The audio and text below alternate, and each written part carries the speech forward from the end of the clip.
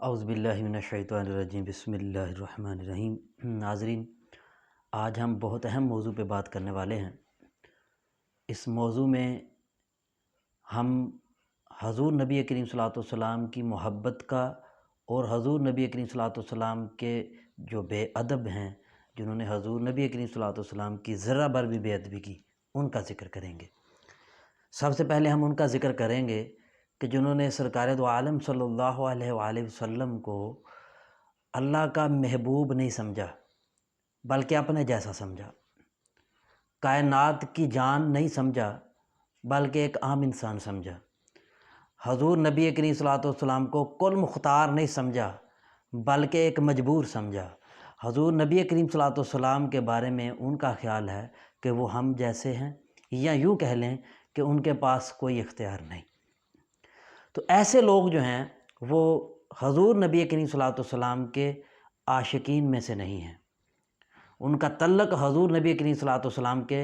عاشقوں میں نہیں ہوتا، کیونکہ سرکار دو عالم صلی اللہ علیہ وآلہ وسلم سے محبت کرنے والے جتنے بھی آپ لوگ دیکھیں گے، صحابہ کرام دیکھ لیں، تابعین دیکھ لیں، تبع تابعین دیکھ لیں، ان کا یہ عقیدہ تھا، ان کا یہ پورا ایمان تھا کہ سرکار دو عالم صلی اللہ علیہ وآلہ وسلم ہی ہر چیز کے مالک ہیں، حضور نبی کریم صلی اللہ علیہ وسلم کے ہی ہاتھ میں ہر چیز کا نظام ہے، ان کا یہ عقیدہ تھا۔ اس لیے کوئی بھی مسئلہ ہوتا تو وہ ڈائریکٹ خدا سے دعا نہیں کرتے تھے بلکہ حضور کی بارگاہ میں آتے تھے۔ یہاں تک کہ قرآن پاک میں بھی اللہ پاک نے فرما دیا کہ جب تم اپنی جانوں پہ ظلم کر بیٹھو اور تمہاری امید بخشش کی ختم ہو جائے، کہ تجھے یہ سمجھ آ جائے کہ اب میں نے ایسا گناہ کر لیا کہ اس کی معافی نہیں ہو سکتی، تو حکم ہوا کہ میرے محبوب کے در پہ جائیں۔ یہ وہ بات ہے کہ جو تمام فاصلوں کو ختم کر دیتی ہے، کہ میرے محبوب کے در پہ آنا یوں ہے کہ جیسے میرے در پہ آنا ہے۔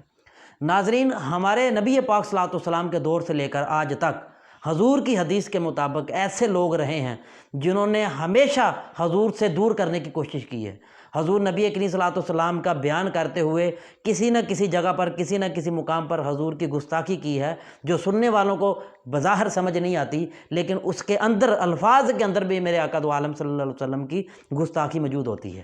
حضور نبی کریم صلی اللہ علیہ وسلم کی بے ادبی موجود ہوتی ہے، لیکن عام لوگوں کو اس کی سمجھ نہیں ہوتی۔ عام لوگ سن رہے ہوتے ہیں، انہیں پتہ نہیں چلتا کہ یہ کیا کہہ رہا ہے، جن میں بہت سارے لوگ ایسے ہیں، اور بالخصوص ایک ایسا شخص بھی ہے جو ہمارے پاکستان میں مرزا انجینئر کے نام سے ایک مشہور ہے، کہ جو ایک بدترین لوگوں میں سے شمار جس کا ہوتا ہے، جس نے سرکار دو عالم صلی اللہ علیہ وسلم کی شان میں بھی گستاخیاں کی، اہل بیت کی، صحابہ کرام کی تو بے شمار کی، اولیاء کرام کو بھی اس نے نہیں چھوڑا۔ ہم اس پر تفصیل سے اپنا بیان کریں گے الگ، ہم اس کی ہر ایک بات کا جواب لے کر بیٹھے ہوئے ہیں، اور ہر ایک بات کا جواب دیں گے، اور ان کتابوں سے دیں گے کہ جن کتابوں پر 1400 سال سے امت کا اعتماد رہا ہے، 1400 سال سے لوگ ان سے اپنا دین لیتے آئے ہیں، 1400 سال سے لوگ اپنا ایمان، اپنا عقیدہ ان کی کتابوں سے درست کرتے آئے ہیں۔ ان کی کتابوں سے ہی ہم ان سب باتوں کا جواب دیں گے جو مرزا انجینئر جیسے بدترین لوگوں نے حضور کی امت میں ایک تفرقہ پیدا کرنے کے لیے کی ہیں، وہ الگ ہم بیان کریں گے، اس پر کئی ہمارے کلپ آئیں گے۔ لیکن جو آج موضوع ہے وہ خاص یہ ہے کہ حضور نبی کریم صلی اللہ علیہ وسلم کے جو گستاخ ہیں، خوارج جن کو کہا جاتا ہے، وہ کون لوگ تھے۔ یہ حدیث پاک حضور نبی کریم صلی اللہ علیہ وسلم کے کئی صحابہ سے مروی ہے، تو حضرت علی شیر خدا رضی اللہ تعالیٰ سے بھی مروی ہے، حضرت انس رضی اللہ تعالیٰ سے بھی مروی ہے، ابو سعید خدری رضی اللہ تعالیٰ سے بھی مروی ہے، امام بخاری نے بھی لکھا، امام مسلم نے بھی لکھا، امام احمد بن حنبل نے بھی لکھا، امام ترمذی نے بھی لکھا، یہاں تک کہ 50 حدیث کے حوالے موجود ہیں۔ سرکار دو عالم صلی اللہ علیہ وآلہ وسلم مسجد نبوی کے اندر موجود تھے، اور سرکار دو عالم صلی اللہ علیہ وسلم کے پاس کچھ سونا یا چاندی تھا اور کچھ مال تھا جو حضور تقسیم کر رہے تھے لوگوں میں، اور ان لوگوں میں ایک شخص کھڑا ہوا، اور اس شخص نے حضور نبی کریم صلی اللہ علیہ وسلم کی شان میں گستاخی کی اور کہا کہ یا محمد، اور ایک جگہ لفظ ہے اے محمد، کیونکہ ہم تمام روایت کو جمع کر کے بیان کر رہے ہیں، الگ الگ بیان نہیں کریں گے، جمع کر کے بیان کر رہے ہیں کہ 50 حدیث کے حوالوں میں، 50 حدیث کی کتابوں میں جو واقعہ ہے اس سارے واقعوں کو جمع کر کے ہم آپ کو بتا رہے ہیں کہ وہ سارا جو تھا اس کا لب لباب کیا ہے کہ وہ شخص بڑا نمازی تھا، بڑا پرہیزگار تھا، بڑا کثرت سے قرآن پڑھنے والا شخص تھا، اور کھڑا ہوا سرکار دو عالم صلی اللہ علیہ وسلم کے شان میں گستاخی کرتے ہوئے اس نے کہا کہ اے محمد انصاف کر۔ میرے آقا دو عالم صلی اللہ علیہ وسلم مسجد نبوی میں بیٹھے ہوئے تھے، صحابہ کرام ارد گرد موجود تھے، تو جب اس نے یہ بات کہی تو حضور نے فرمایا اے بدبخت، اگر میں انصاف نہیں کروں گا تو پھر کون کرے گا؟ اس کے بعد وہ مسجد نبوی کے صحن میں جا کر اس نے نماز شروع کر دی، اور ایک جگہ میں حضرت خالد بن ولید کا ذکر ہے، ایک جگہ حضرت عمر فاروق کا ذکر ہے، ایک جگہ حضرت ابو بکر صدیق رضی اللہ عنہ کا ذکر ہے کہ انہوں نے اجازت طلب کی، آقا یا رسول اللہ مجھے اجازت دیں کہ ہم اس کو قتل کر دیں۔ حضرت خالد بن ولید نے بھی اجازت مانگی، حضور نے اجازت نہیں بخشی۔ حضرت عمر فاروق رضی اللہ تعالیٰ نے اجازت مانگی، اجازت نہیں بخشی۔ اور پھر حضرت ابو بکر صدیق رضی اللہ تعالیٰ کو اجازت ملی جب آپ گئے تلوار لے کر تو وہ نماز پڑھ رہا تھا۔ حضرت ابو بکر صدیق رضی اللہ تعالیٰ واپس آئے، آپ نے عرض کی آقا یا رسول اللہ وہ بڑی محبت کے ساتھ نماز پڑھتا نظر آیا، بڑے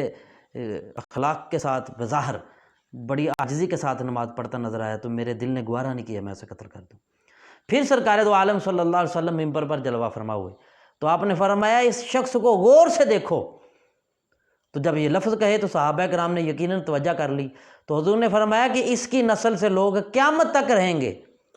اب یہ غیب ہے مصطفیٰ کا، یہ علم غیب۔ حضور نے فرمایا اس کی نسل سے لوگ قیامت تک رہیں گے، یعنی کہ آج کے دور میں بھی وہ لوگ ہیں،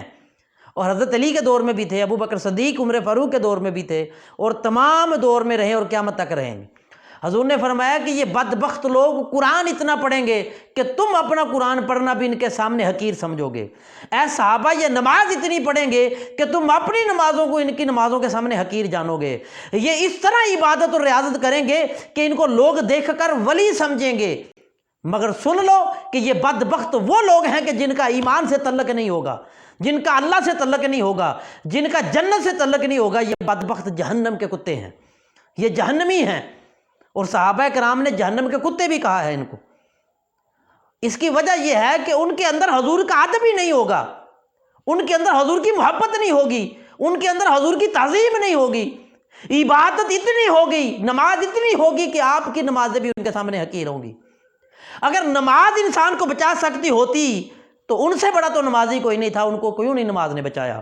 اگر روزہ انسان کو بچاتا تو انہوں نے تو بڑے روزے رکھے، ان کو روزے کیوں نہ بچا سکے جہنم سے۔ ارے قرآن بڑا پڑھا انہوں نے، قرآن کی تلاوتیں اتنی کی، حضور فرماتے ہیں کہ ان کی زبانیں ہر وقت تر رہیں گی قرآن پاک سے، مگر بدبختی ان کی یہ ہوگی کہ قرآن ان کے حلق میں نہیں اترے گا، کیونکہ قرآن حلق میں تو تب اترے جب ان کے دل میں محبت مصطفیٰ ہوگی۔ تو محبت مصطفیٰ نہ ہونے کی وجہ سے، حضور کے بغض کی وجہ سے ان کی نمازیں بھی ضائع ہوئیں، ان کے روزے بھی ضائع ہوئے، اور ان کا قرآن پڑھنا بھی برباد گیا۔ تو معلوم یہ ہوا کہ یہ جو امام کتابوں میں لکھ رہے ہیں، جو میں آج خاص بات بتانا چاہ رہا ہوں کہ امام بخاری رضی اللہ تعالیٰ عنہ، امام مسلم رضی اللہ تعالیٰ عنہ، امام احمد بن حنبل رضی اللہ تعالیٰ عنہ رحمۃ اللہ علیہ تعالیٰ، یہ جتنے امام ہیں ان سب کا عقیدہ یہ تھا، اس لیے انہوں نے یہ حدیث لکھی ہے۔ ان سب کا عقیدہ یہ تھا کہ جو حضور کا بے ادب ہے اس کا دین سے کوئی تعلق نہیں ہے، جو حضور کی گستاخی کرتا ہے چاہے وہ گفتگو کرتا ہوا ذرا برابر بھی گستاخی کرے وہ اسی زمرے میں آئے گا اگر وہ سچی توبہ نہیں کرتا تو فرمایا یہ لوگ ان کا دین سے تعلق کوئی نہیں ہے، کیونکہ تعلق دین سے بس اسی کا ہے جس کے اندر محبت مصطفیٰ ہے، جس کے اندر حضور کا ادب ہے، جس کے اندر حضور کی تعظیم ہے، جس کے اندر حضور نبی کریم صلی اللہ علیہ وسلم کی محبت ہے۔ ایمان والا وہ شخص ہے، چاہے اس کے پاس اعمال نہ اتنے ہوں، نمازیں روزے اتنے اس کے پاس نہ ہوں، لیکن پھر بھی اللہ اور اس کے رسول کا وہ عاشق ہے،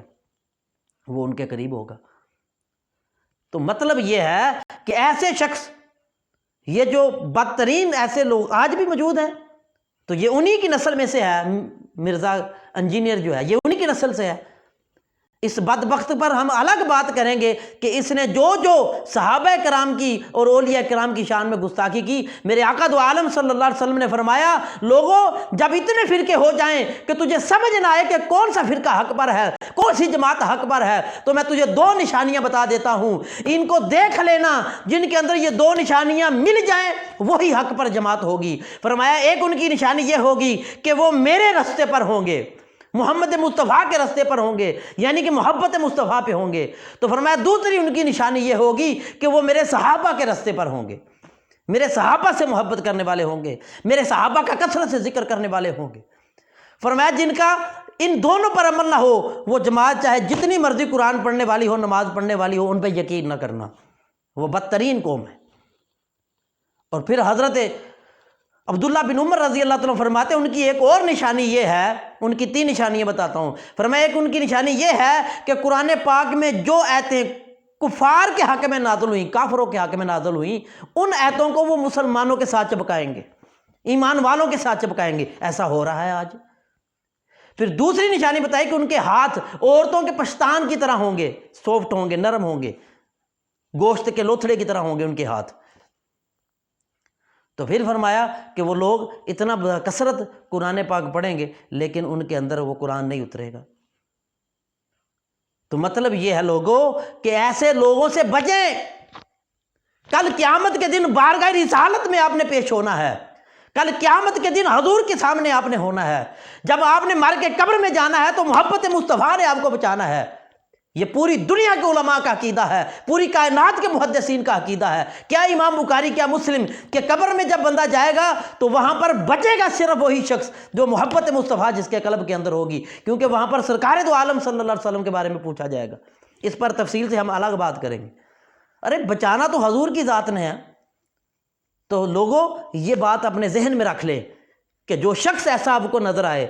جو صحابہ کرام کے بارے میں غلط عقیدہ رکھتا ہو، اہل بیت کی شان میں گستاخی کرتا ہو، غلط عقیدہ رکھتا ہو، اولیاء کرام میں ان کا یقین نہ ہو، اولیاء کرام کی کرامتوں پر وہ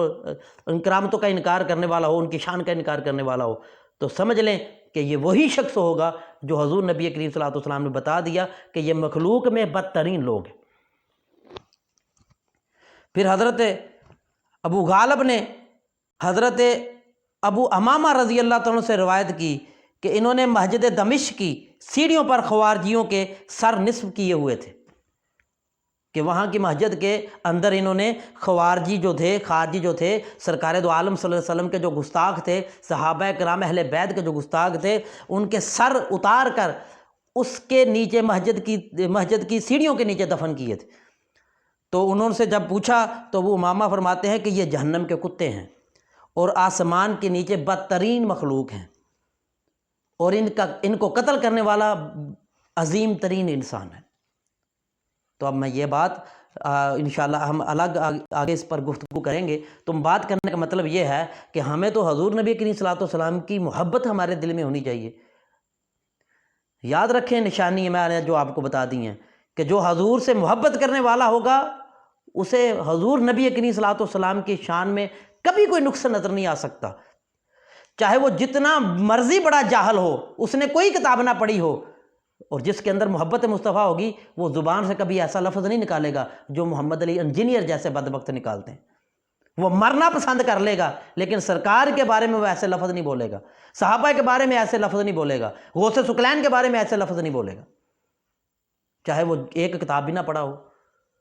تو ایک طرف 1,00,000 کتاب پڑھنے والا بھی ہو، اس کے اندر اگر حضور کی بے ادبی آ گئی، اولیاء کی بے ادبی کرنا حضور کی بے ادبی ہے، یہ حضور نبی کریم صلی اللہ علیہ وسلم نے خود بیان کیا،